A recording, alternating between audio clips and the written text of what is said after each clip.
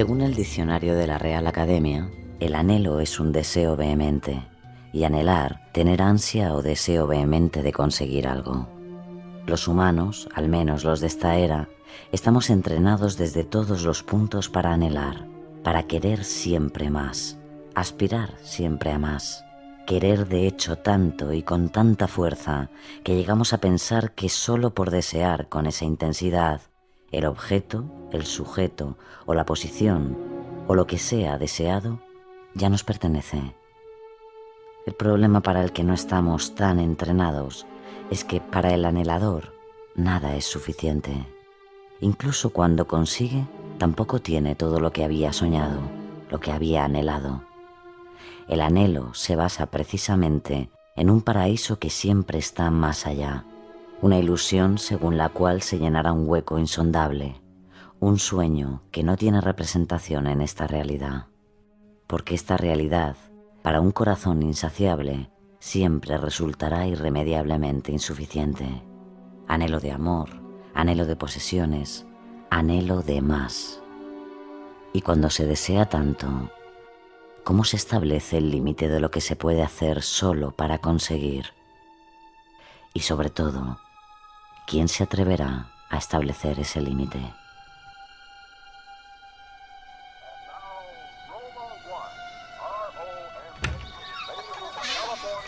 El caso real. Henry, ¿qué haces sentado en el sofá? Ya he acabado mis labores, madre. ¿Qué es eso de que has acabado? Siempre hay algo que hacer en la granja. Levántate ahora mismo, holgazán. Sí, madre. ¿Dónde está tu hermano? No lo sé. Hace un rato que... ¡Edward! ¡Edward Theodore Gain! Baja inmediatamente si no quieres que me enfade de verdad. Baja, por favor. Tú cállate. No se habrá metido en el baño, ¿verdad? No lo sé. Maldita sea, Henry. En esta casa está terminantemente prohibido que vayáis al baño separados. No. Como lo encuentre allí, me vais a oír. Lo siento, madre. ¡Edward! ¡Edward! ¡Edward! ¡Abre la puerta! Un momento, mamá. Como no abras ahora mismo, voy a tener que usar mi llave especial. Y ya sabes lo que eso significa. ¡Ya voy! ¿Qué haces encerrado en el baño? Yo solo me estaba lavando. ¿Qué os tengo dicho de ir al baño solos? ¿Qué es eso que guardas en la espalda? Nada, no es nada. Edward. Es una revista. Trae aquí. ¿Qué es esta guarrería? ¿De dónde la has sacado? La cogí del bar del pueblo. ¿El bar del pueblo? ¡Esa gentuza! Os pervierte en la mente. ¡Mírate! De tu hermano me lo puedo esperar. Pero de ti, Edward, de ti, profanando tu cuerpo como un salvaje. Mamá, no estaba haciendo... ¡Encima me mientes! ¡Bájate los pantalones! No, por favor, eso no. ¡Que te los bajes, he dicho! Mamá, te lo suplico, no lo volveré a hacer. No. Tenle piedad, oh Dios, según tu amor. No. Por tu inmensa ternura borra su delito. Lávale a fondo de su culpa y de su pecado, purifícalo. No me limpies otra vez con agua hirviendo. Te lo suplico. Estás sucio y hay que purificarte. Perdónale, Señor. Perdónale sus faltas. No mires su actuación. De él ten compasión.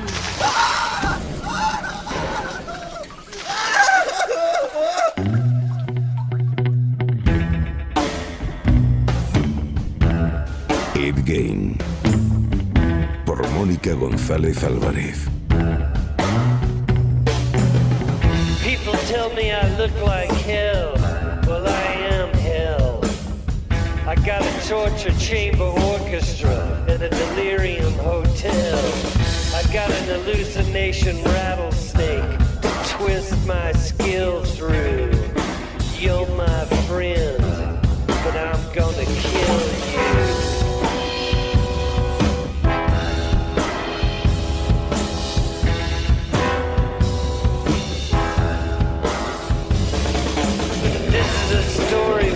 Based on a true story, which is based on a lie. Don't check with me. La infancia y la adolescencia son las dos etapas claves en la vida de todo asesino en serie. En una gran mayoría de serial killers, aquellos años donde se cultiva no solo la educación, sino las normas, la ética y la personalidad, la familia donde han crecido influye sobremanera en su comportamiento delictivo. En el caso de Edward Theodore no iba a ser menos. Su infancia claramente le marcó y mucho. Sus padres eran el día y la noche. El cabeza de familia, George Jane, era alcohólico y un maltratador que hacía la vida imposible a sus hijos y a su mujer. Pero Augusta, su esposa, no iba a permitírselo durante mucho tiempo. La mujer, que procedía de una estricta familia de inmigrantes alemanes, se caracterizaba por un carácter austero y fanáticamente religioso. De hecho, debido a las vivencias de Augusta con George y tras dar a luz a sus dos hijos, se prometió que el pequeño Edward no sería nunca como esos hombres lascivos y ateos que veía a su alrededor. Por eso, la vida de Eddie, que era como cariñosamente le llamaban, estuvo totalmente dominada por su madre, que nunca le ofreció amor materno, sino más bien castigos continuos. El psiquiatra Josh Emdity nos avanza cómo se forjó dicha relación. No era el tonto del pueblo. Las amas de casa confiaban en él. Le pedían que arreglara cosas como una puerta que chirriaba o una bisagra. Y siempre estaba dispuesto. Edward nació el 27 de agosto de 1906 en el condado de La Crosse, en el estado de Wisconsin, Estados Unidos. Con 7 años se trasladaron a la ciudad de Plainfield, a un pequeño rancho aislado a las afueras de la localidad, para ejercer como granjeros. Uno de los primeros y más inquietantes recuerdos del joven Jane sobre su infancia era cuando desde la puerta del matadero de la tienda de sus padres observaba cómo abrían en canal a los cerdos con un cuchillo largo y afilado. Al principio, Eddie decía que la matanza le producía náuseas y que ver sangre le provocaba el desmayo, aunque realmente esa versión chocaba con algunas de sus aficiones, por ejemplo, los cómics de terror y los libros dedicados a las torturas perpetradas en los campos de concentración nazis. Durante esos primeros 16 años de su vida, el único contacto de Jane con la realidad fue el colegio, pero su madre le acaparaba tanto que le prohibía tener amigos para evitar que la pureza moral de su hijo fuese manchada. Augusta citaba continuamente la Biblia para recordar a Ed que los hombres eran todos unos pecadores. La familia Gein se convirtió en el caldo de cultivo perfecto para una patología psiquiátrica. Eran 4 personas bajo el dominio de esa mujer. Era el ambiente perfecto para la locura. Esa locura, según Harold Schechter, autor del libro Deviant, es la que provocó que Jane no pudiese jugar con otros niños. En cuanto a los maltratos, terminaron cuando el padre murió en 1940. Pero esta no sería la única muerte que sufriría la familia Jane. Todo indica que el fallecimiento de su hermano Henry fue en realidad el primer crimen de este psicópata. Y aunque nunca se logró demostrar, todo apuntaba a que tras la muerte del patriarca, el negocio familiar comenzó a ir mal y los hermanos tuvieron que buscar otro trabajo para llevar más dinero a casa. Ed admiraba profundamente a su hermano, pero su relación empezó a tensarse cuando Henry le sugirió que esa dependencia respecto a su madre podía ser muy perjudicial. Poco después, el joven moría en extrañas circunstancias. Un incendio en la granja familiar terminaba con su vida. Parece ser que ambos hermanos intentaron apagar el fuego, pero Henry no logró escapar de las llamas. Cuando Ed fue a pedir ayuda, no solo les indicó dónde se encontraba el cuerpo de su hermano, sino que apareció con un golpe en la cabeza. Finalmente, certificaron muerte por asfixia. Corría el año 1944. Un año más tarde, Augusta, la madre, fallecía por problemas del corazón. Tras esta pérdida, todo cambió para Jane, según apunta el psiquiatra Emdity. La muerte de su madre le afectó mucho. No tenía otra persona con la que comunicarse, con la que hablar. Se concentró en sus fantasías íntimas, en sus propios intereses. Se dio cuenta de que no sabía hacer nada sin su madre. Había perdido todo lo que conocía del mundo. Ese era su único vínculo con la cordura en aquel momento. Entonces, Edward comenzó a dar rienda suelta al instinto criminal que le atormentaba. Ya no tenía la guadaña inquisitiva de su madre, reprobando su conducta inmoral, pero sí su voz, continua y permanente, hablándole en su mente.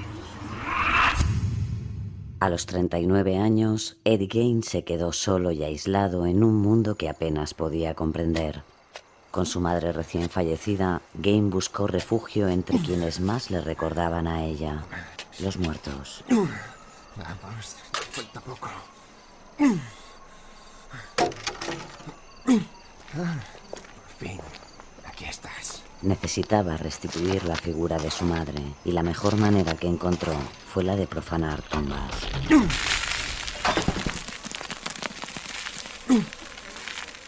Hola, señora Adams. Qué calladita está. Con lo que le ha gustado siempre cotorrear. Gein solamente robaba cadáveres de mujeres de mediana edad, mujeres que pudieran suplantar la imagen de su madre. Para ello, leía la sección de esquelas del periódico local, escogía a la víctima adecuada y esperaba la noche posterior al entierro para pasar a la acción. Me va a costar sacarla de aquí. Esta caja no es muy pequeña para usted. Tiene suerte de que la haya encontrado. Pero no se preocupe. Yo la voy a tratar como a una reina. Vamos.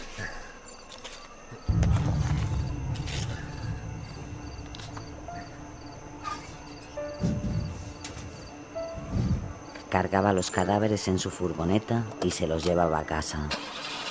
Media hora más tarde, el cuerpo de la señora Adams está sobre su mesa de trabajo.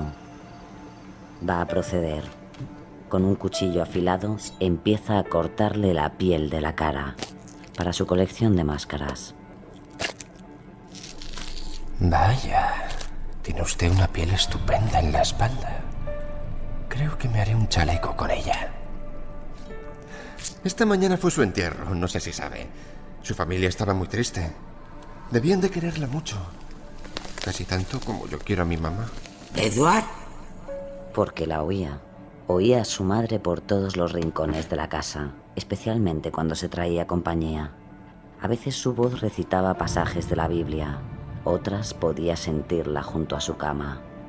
Ahora está frente a él, sentada en su sillón. ¿Qué estás haciendo con esa buscona? Es para mi colección de máscaras, mamá. Eres como tu padre, un depravado. No digas eso, mamá. ¿Acaso crees que no he visto cómo le miraba sus partes pudendas? Mamá, por favor. Sé lo que estás pensando. Quieres hacerte una braga con sus partes, como hiciste con aquella ramera en verano. No, no es eso, mamá. Con ella no. ¿Dices que miento? ¿Acusas a tu madre de mentir? Ay, desgraciado. No fui lo suficientemente dura contigo, pero arderás en las llamas del infierno, como ardió tu hermano. ¡Basta, mamá! Tú le mataste. Tú mataste a tu hermano. ¡No! ¡No! ¡No! Gein deja caer el escalpelo y se tapa los oídos con ambas manos.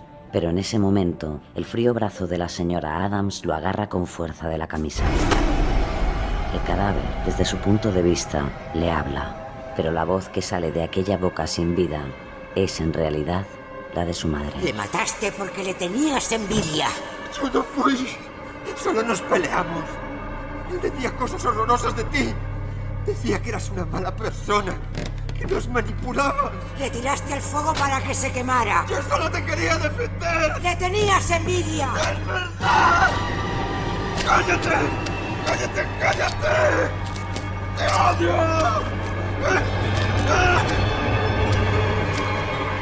Clava una y otra vez el cuchillo en el rostro del cadáver. Para cuando la voz de su madre desaparece, la cara sin vida de la señora Adams ha quedado destrozada, una pulpa de carne. Mamá. Mamá. Mamá, ¿estás ahí? Mamá, vuelve, por favor. Vuelve. Mamá.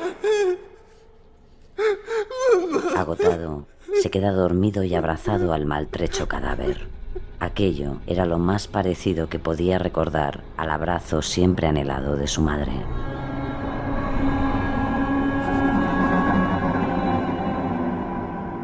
Aquel sótano donde trabajaba Ed Gein escondía las más horripilantes fechorías de un criminal. Si bien es cierto que durante los primeros años como asesino, su primer hobby fue la profanación de cadáveres, lo cierto es que también se le imputaron una serie de inexplicables desapariciones en Playfield y alrededores a partir de 1947. una niña de 8 años a la puerta de su casa, un adolescente de 15 mientras cuidaba a los hijos de un vecino, un granjero y su amigo que iban a cazar. Hasta el momento, nadie sabía quién era el artífice de estas desapariciones. De hecho, tuvieron que morir 2 mujeres, Mary Hogan y Bernice Worden, para que las autoridades señalaran a Ed como un asesino. Según los exhaustivos exámenes psicológicos que le practicaron una vez detenido, estos ratificaron que Edward era un hombre inteligente, por encima de la media, y que padecía un trastorno emocional que en ocasiones le hacía comportarse de forma irracional, para pasar después a periodos de más calma durante los que sentía remordimientos. Esto, unido a un desarrollo sexual y emocional tardío, producido por culpa de la represión ejercida por su madre, hizo que creara un mundo de extrañas fantasías en el que sus sentimientos, con respecto a las mujeres, se confundían con el dolor que sentía por la muerte de su madre y el temor a transgredir su propio y peculiar código moral. No era el tonto del pueblo. Las amas de casa confiaban en él. Le pedían que arreglara cosas como una puerta que chirriaba o una bisagra. Y siempre estaba dispuesto. Sin embargo, y pese a lo que comenta el periodista Dan Hanley de la Asociación Internacional de la Prensa, lo cierto es que había algo en él que resultaba extraño, sobre todo cuando miraba a ciertas mujeres. Una de sus vecinas, Lina Tricky, afirma que se sintió muy incómoda en su presencia. Había algo en sus ojos que me molestaba. No era el tipo de persona en la que yo confiaría. Era raro. Eddie tenía una patología que, sumada a su imparable impulso de matar, le llevó ante su primera víctima, Mary Hogan. En Plainfield había una sola cafetería con una única camarera, Mary Hogan, una mujer soltera de mediana edad a la que le gustaba flirtear con sus clientes. Una mujer de la que resultaba difícil apartar la vista, tanto si eras un hombre corriente como si eras Ed Gein. Con esa sonrisa tuya se podría iluminar todo Plainfield. Claro. No me estarás agasajando para que te invite a una copa, ¿verdad? No te preocupes, a la copa te invito yo. Pero en tu casa. Ay, te hará falta algo más que una copa para acariciar estos muslos. Gein observa desde una esquina a los hombres arremolinados frente a la camarera y espera. Sabe que tarde o temprano todos desfilarán hacia sus hogares, cansados de no obtener ningún resultado con Mary. Venga, Tom, buenas noches. No olvides tu sombrero y saluda a tu mujer de mi parte. Esta noche me voy, pero no desistiré, muñeca.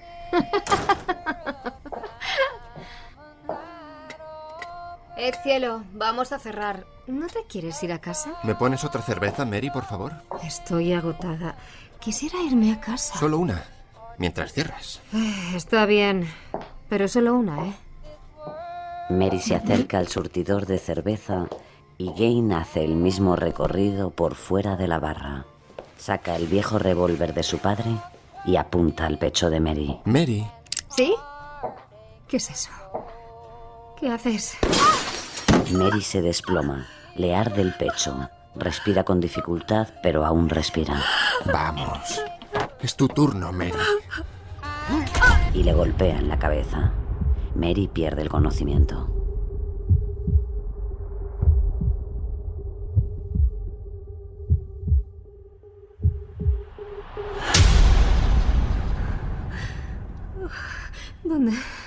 ¿Dónde estoy? ¿Sabes? Mañana habrá luna llena. Y necesito... ¿Qué es eso? ¿Qué vas a hacer con ese cuchillo? Necesito un trocito de ti. Mary se retuerce y lucha por liberarse, pero ve que no se puede mover. Está atada a un viejo catre de madera. La punta del cuchillo está clavada en su muslo derecho.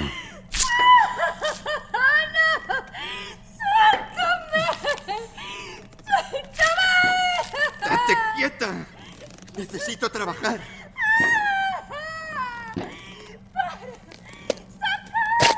Gein desliza el cuchillo rasgando la carne del muslo hasta describir un rectángulo de unos 10 centímetros. Entonces agarra con índice y pulgar una de las esquinas de aquel trozo de piel. Te recomiendo que aguantes la respiración. Esto quizá te duela un poco. A la de 3. 1, 2... No suelo esperar al 3. ¿Así os sorprende más? Ahora tienes que descansar. Mañana hay luna llena y bailaremos juntos. ¡Ayuda! ¡Que alguien me ayude! ¡Socorro! Puedes gritar, pero yo creo que nadie te va a oír. Nadie se acerca nunca por aquí. Buenas noches, Mary.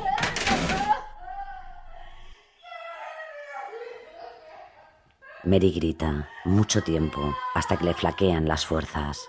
La herida en el pecho le había hecho perder mucha sangre. Finalmente cae inconsciente. Cuando vuelve en sí, ve que la habitación está iluminada con velas. Ella sigue atada. Alguien se acerca.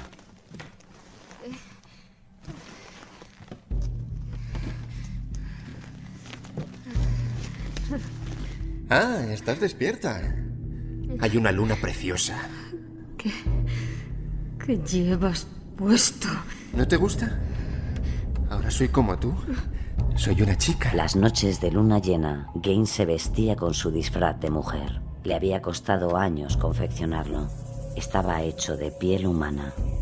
En el sexo había colocado la vagina de una de sus víctimas. Estás loco. Suéltame, por favor. ¿Aún no has visto lo mejor? ¿Me prometes que serás sincera? Se acerca la mano a la cara, colocándose una máscara hecha con retales de piel de sus víctimas. Señala un punto en la frente. ¿Reconoces este trocito de aquí? Veo que sí. Ha valido la pena. Tienes una piel preciosa. Ayuda. Me van a matar. ¡Hora de bailar! Ed Gein empieza a dar vueltas alrededor de la cama, bailando al son de su propia voz. En su mano derecha lleva un hacha. Donde haya odio, ponga yo tu amor. Donde haya ofensa, ponga yo pudor.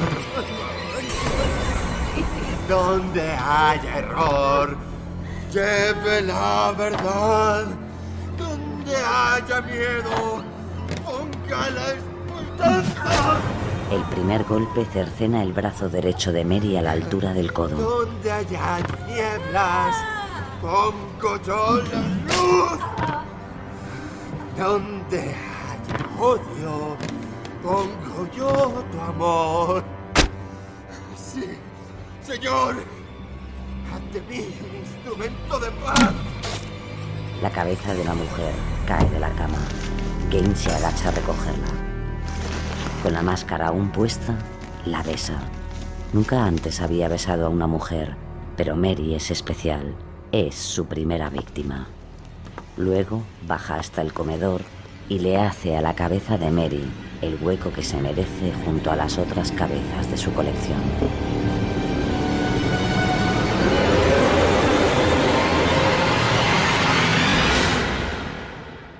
Mientras Ed Gein perpetraba aquel macabro ritual en el sótano de su finca, un granjero de la zona, Seymour Lester, entraba a la taberna de Mary Hogan. Era la tarde del 8 de diciembre de 1954. Seymour entró al local, que estaba abierto e iluminado, pero completamente vacío. Todo era muy raro. Entonces comenzó a llamar a Mary y nadie contestaba. En ese momento vio una gran mancha de sangre en la puerta que daba a la habitación trasera. Llamó al sheriff para pedir ayuda y cuando llegó con sus ayudantes, siguieron esas manchas de sangre que conducían al aparcamiento. El coche de Mary seguía aparcado allí y la mancha de sangre terminaba al lado de unas huellas recientes de un camión. Junto a ellas se toparon con un cartucho de pistola calibre 32. Las evidencias apuntaban a que Mary había sido asesinada y que habían arrastrado su cuerpo hasta un coche que esperaba fuera. No había ninguna señal de lucha. No habían robado dinero de la caja registradora y tampoco parecía haber ningún motivo para tal crimen. Las noticias sobre este misterio se propagaron con rapidez. A medida que pasaban las semanas sin que las autoridades encontraran nada nuevo, una pregunta surgía en todos los corrillos. ¿Qué le pasó a Mary Hogan? Curiosamente, en una de esas conversaciones participó el mismísimo Ed Gein, un mes después de los hechos. Su antiguo vecino, Fred Rain, recuerda cuál fue la supuesta broma que hizo este criminal. Recuerdo que una vez alguien le comentó la desaparición de Mary. Él contestó que estaba en casa, en la granja, pero nadie le hizo caso. Todos conocíamos a Eddie y no le creímos. Desgraciadamente, decía la verdad. Él la había asesinado. Pero Mary Hogan no fue la única víctima que pasó por la sala de operaciones de su sótano. La ferretera Bernice Warden fue su siguiente invitada, en la que poco después se denominó la Granja de los Horrores. Bernice y Mary tenían algo en común para Jane. No eran buenas mujeres.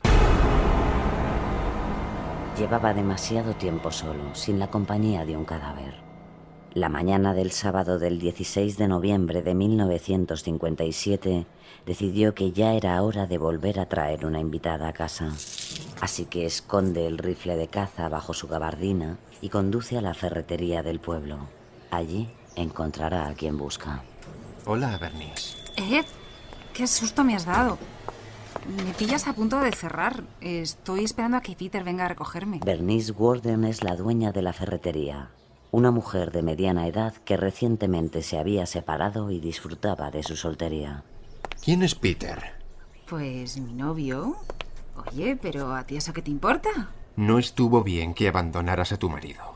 ¿Cómo dices? Ed siempre escogía como víctimas a mujeres a las que en vida su madre siempre categorizaba de dudosa moralidad. Personas que, al parecer de Augusta, debían ser castigadas por sus pecados carnales.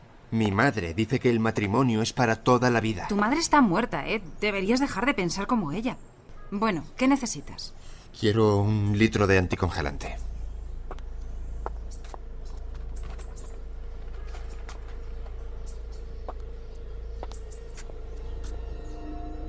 Aquí tienes. Son $3.50. No llevo dinero ahora. ¿Me lo puedes anotar? Está bien, te lo anoto. Mientras Bernice apunta su nombre en el libro de cuentas, Ed aprovecha para desenfundar el arma. Bernice no lo ve venir.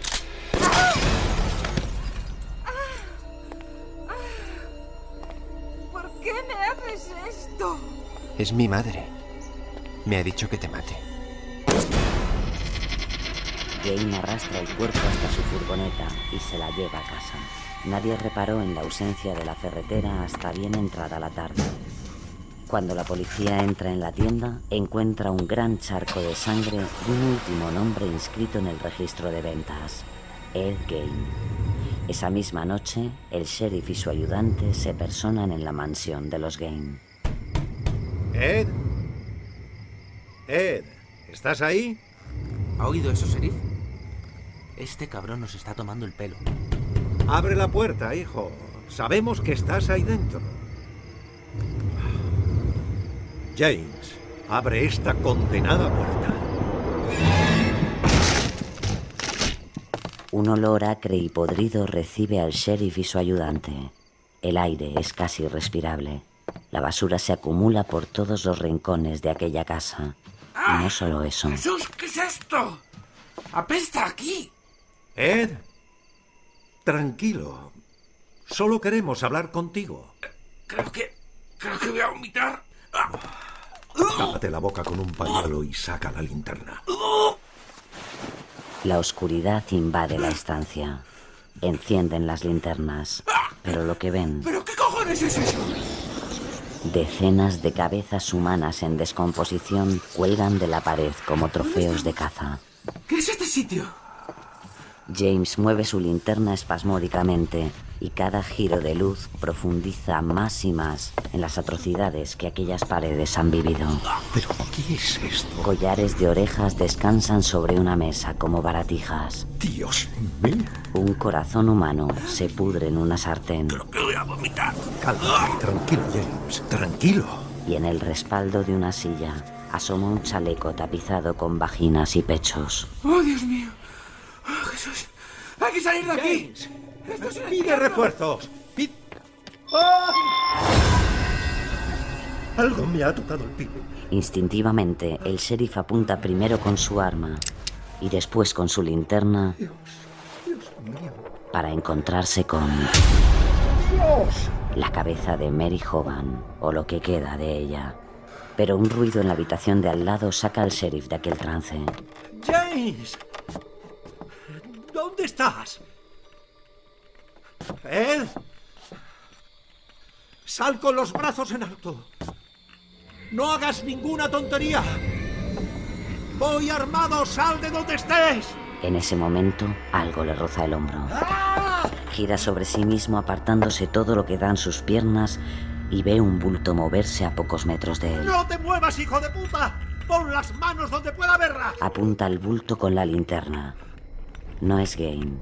Es el cuerpo de Bernice Worden tambaleándose boca abajo sobre una viga de madera. Tiene las piernas abiertas. Gain la ha rajado en canal. Su cabeza ha desaparecido. A todas las unidades, repito, a todas las unidades. Esto es una emergencia.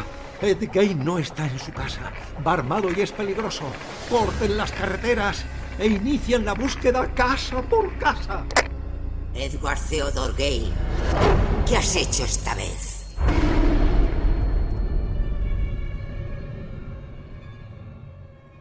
Esa misma tarde, el sheriff y su ayudante no pillaron en casa a Jane. Curiosamente, el asesino había recibido la visita de un amigo de juventud y de su hermana, Bob y Darlene Hill, y les había acercado al pueblo para comprar una nueva batería para el coche. Cuando llegaron, él salió a recibirles con las manos manchadas de sangre, ya que, según él, había estado despedazando un ciervo. Esto le resultó muy extraño a su amigo, ya que sabía que jamás le había gustado todo lo que tenía que ver con la sangre. Aún así, el serial killer cambió de tema y les llevó al pueblo, no sin antes lavarse y cambiarse de ropa. Cuando Jane y sus vecinos volvieron a la frutería de los Hill, estaba oscureciendo y la madre de Bob, Irene, le invitó a cenar. Él aceptó y durante la cena un vecino apareció repentinamente informando de la desaparición de Bernice. En ese instante, Ed soltó algo así como: «Debe tratarse de alguien con mucha sangre fría». Cuando Bob, su amigo, le sugirió que fuesen al pueblo a ver qué estaba pasando, varias unidades del sheriff irrumpieron en la propiedad para detenerle. Al verles, lo primero que dijo a las autoridades fue: «Alguien me ha incriminado». Todo el pueblo de Plainfield estaba consternado por la noticia. Fue horrible. Estábamos destrozados y horrorizados por lo que había pasado. Era algo terrible. Fue impactante. Nos resultaba muy difícil hablar de ello. No se trataba solo del asesinato de Bernice Worden. La gente estaba estremecida por todas las cosas horribles que había hecho. En cuanto uno de los agentes confirmó por radio la detención del asesino, el sheriff junto al capitán del condado comenzaron a inspeccionar la casa de Jane. Durante el rastreo, los policías se toparon con cadáveres colgando, restos de cuerpos humanos, montañas de basura, excrementos, libros de medicina y anatomía y toda clase de elementos fabricados con piel humana, por no mencionar cabezas reducidas al estilo jíbaro. Y un apunte importante: el cadáver de su madre, de Augusta, yacía aún en la cama de su habitación porque jamás fue enterrada. Mientras se investigaba su granja, Ace esperaba tranquilamente en la prisión del estado de Waitoma, custodiado por 2 policías. A las 2:30 de la madrugada del sábado 17 de noviembre, el sheriff regresó del escenario del crimen y le interrogó durante 12 horas. Pero este no abrió la boca. Permaneció en silencio. Fue a la mañana siguiente cuando el sospechoso confesó haber matado a Bernice y a Mary Hogan.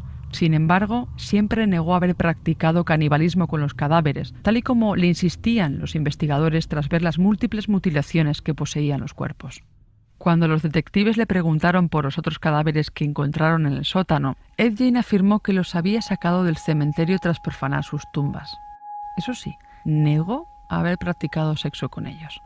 En ese instante, la prensa pasó a bautizarle con el apodo de «El carnicero de Plainfield». Acababan de destapar a un monstruo que estaba escondido, afirma el doctor Emdity. Gein es un ejemplo de monstruo escondido. Sus vecinos no lo conocían. Les daba una imagen de normalidad. Tuvo puesta una máscara de cordura hasta que fue descubierto. Después de pasar las Navidades en un hospital psiquiátrico, el 6 de enero de 1958 el acusado escuchó impasible, comiendo chicle, el testimonio de 3 psicólogos. Junto a él y antes del veredicto, el periodista Dick Leonard pudo ver al hombre enfermo y asustado que se escondía detrás del monstruo. Le miré y él me miró. Noté que estaba nervioso. Tenía miedo. Me preguntó varias veces qué le iban a hacer.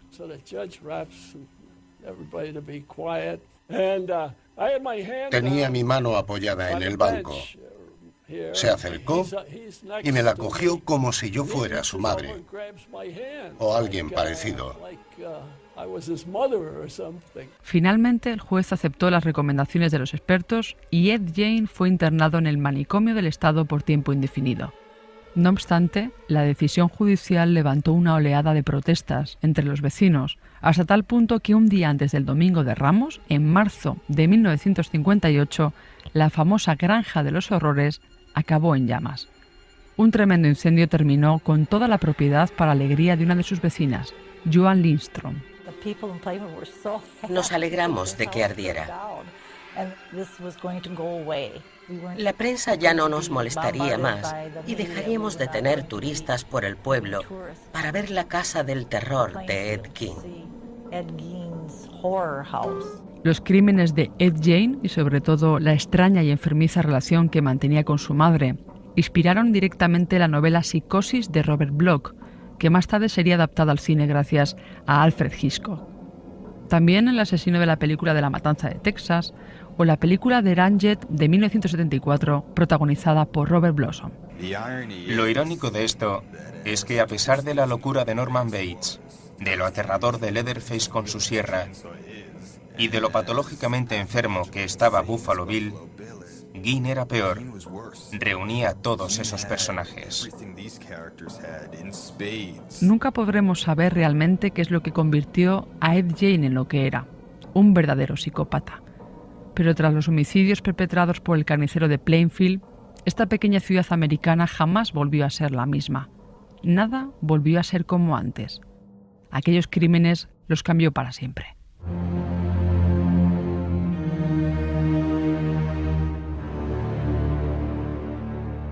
En 1968, Ed Gein fue internado en una institución mental y jamás volvió a pisar la calle. Su dolor por no poder estar junto a su difunta madre se alargó hasta el fin de sus días. Tardó 16 años en reunirse con ella. El 26 de julio de 1984, Ed Gein murió por una insuficiencia respiratoria. Su cuerpo fue enterrado en Plainsfield y descansa en una lápida sin marcar para evitar robos y congregaciones de seguidores.